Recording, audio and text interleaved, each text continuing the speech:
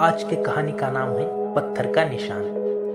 उत्तर भारत में एक तेजस्वी बालक ने जन्म लिया। जैसे वो बालक बड़ा हुआ, माता पिता ने उसे गुरुकुल में भेज दिया, पर उस बालक का मन गुरुकुल में थोड़ा भी नहीं लगता। इसलिए दूसरे छात्र उसे बुद्धिहीन, मंदबुद्धि कहकर चिढ़ाते, उसकी शारीरिक प्रताड़ना करते, मानसिक प्रताड़ना करते थे।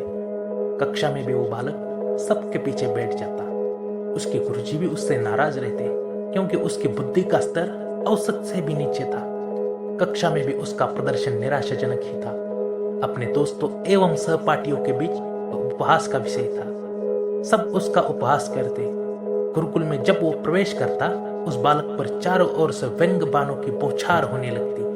अरे देखो, वो आ गया मंदबुद्धि। ये सब बातें बालक के हृदय पर तीर जैसी लगती, पर सच्चाई तो यही थी कि वो मंदबुद्धि था। सच्चाई हमेशा कड़वी होती है, पर इन सब बातों से परेशान होकर तंग आकर बालक गुरुकुल से भाग जाता है।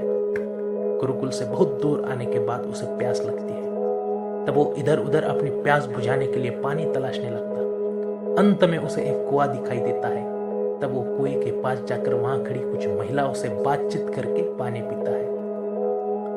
गुरुकुल से कोई पीछा न करे, इसलिए वो दौड़ कर आया था, और इसीलिए वो थक गया था।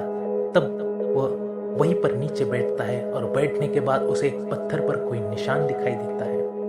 और वह कुतूहलवश उन माता को प्रश्न करता है कि माता जी, इस पत्थर पर ये निशान कैसे? तब वो माता बताती है, पानी भरने के बाद मिट्टी का घड़ा इस पत्थर पर रखते थे, और बहुत सालों तक रखने के बाद पत्थर पर ये निशान पड़ गया। तभी वो बालक सोचने लगता है कि अगर मिट्टी के घड़े की वजह से अगर पत्थर पर निशान पड़ सकता है, मैं तो इंसान हूँ, जिंदा हूँ, चलता फिरता हूँ, तो मैं विद्या क्यों नहीं सीख सकता? अगर निरंतर मैं अभ्यास करूँ तो मुझे भी सफलता हासिल क्यों नहीं हो सकती? ऐसा विचार करके गुरुकुल लौट आता है, और जो पढ़ाई साल भर में नहीं कर सका, वो उसने कुछ दिनों में की। उसने मन लगाकर कठिन परिश्रम किया। कुछ सालों बाद यही बालक महान विद्वान पाणिनि के रूप में विख्यात हुए, जिन्होंने संस्कृत में लघु सिद्धांत कौमुदी और बहुत सारे संस्कृत ग्रंथों की रचना की। ये कहानी हमें क्या सिखाती है?